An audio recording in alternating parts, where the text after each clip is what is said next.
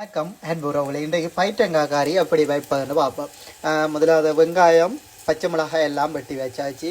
இங்கே பொரிச்ச கிடக்கு தக்காளி பழமெல்லாம் வெட்டியாச்சு. அப்புறமேட்டி எப்படி கறி வைக்கிறதுன்னு சொல்லி பொரிச்சும் கறி வைக்கலாம், பொரிக்காமலும் கறி வைக்கலாம். ஆனால் பொரிக்காமல் கறி வச்சா கொஞ்சம் லேட் ஆகும். அதனால் இன்றைக்கு பொரிச்சு கறி வைப்போம்.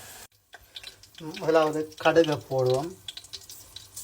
கடுகு கொஞ்சம் வெடித்து வந்தால் நெல்லம், பெருஞ்சீரம், அடுத்தது வெந்தயம்,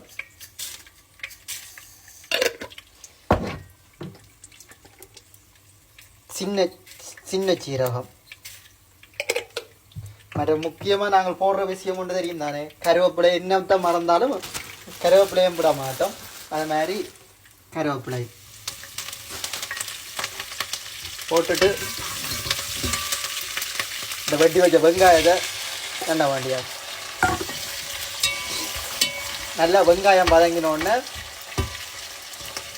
நீங்கள் வெங்காயம் கூட போடுறதால கறி நல்லா தான் இருக்கும். அதுக்காக ஆகக்கூட இல்லை, ஓரளவு தெரியும் தானே உங்களுக்கு.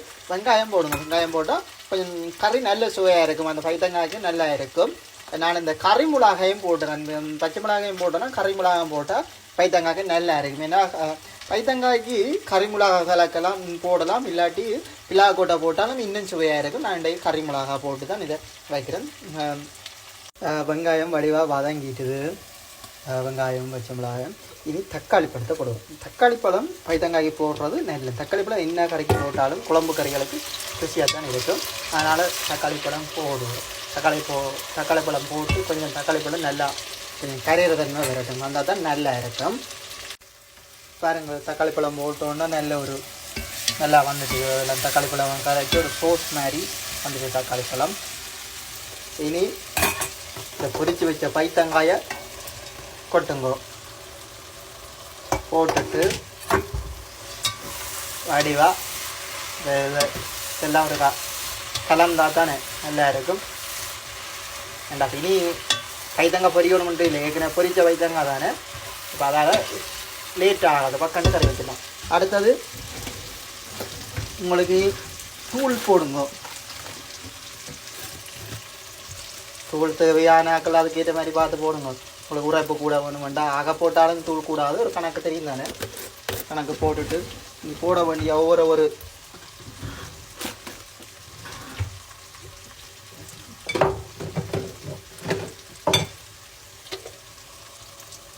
இது ஒரு இந்த ஐடங்கள் அந்த உப்பு மாதிரி இந்த வெயிட்டாரியனில் இருக்குது.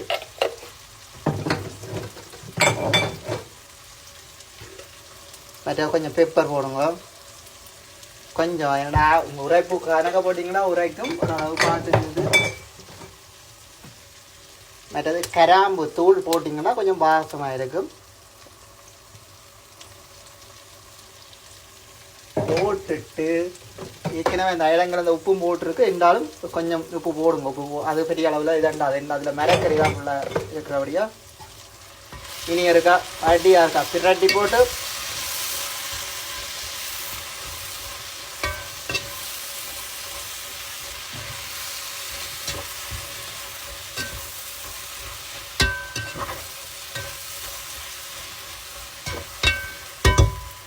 இனி தேங்காய் பால் விடணும்.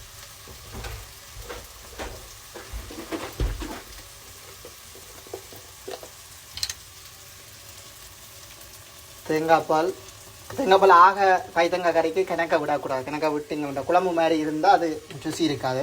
கொஞ்சம் திக்காக இருக்கும் உங்கள் பைத்தங்காய் கறி. அதனால்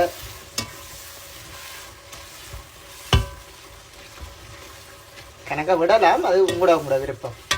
கிணக்க விட்டால் அது ருசி இருக்காது. அந்த பைத்தங்காய் கறிக்கு பைத்தங்காய் கறி மாதிரி வராது. அது வந்து பைத்தங்காய் குழம்பு கறி மாதிரி வந்துடும். அதனால் ஒரு அளவாக திக்காக வச்சிங்கன்னு சொல்லி சொன்னால் ருசியாக இருக்கும். இப்போ கொஞ்சத்துக்கு மூடி விடுவோம். பார்த்தீங்களா, இப்படி நல்லா வந்துட்டுது. இது தெரியாதாக்கள் இப்படி வச்சு பாருங்க. தெரிஞ்சாக்கள் இதை விட இப்படி வைக்கலாம்னு சொல்லுங்க. நன்றி அனைவருக்கும்.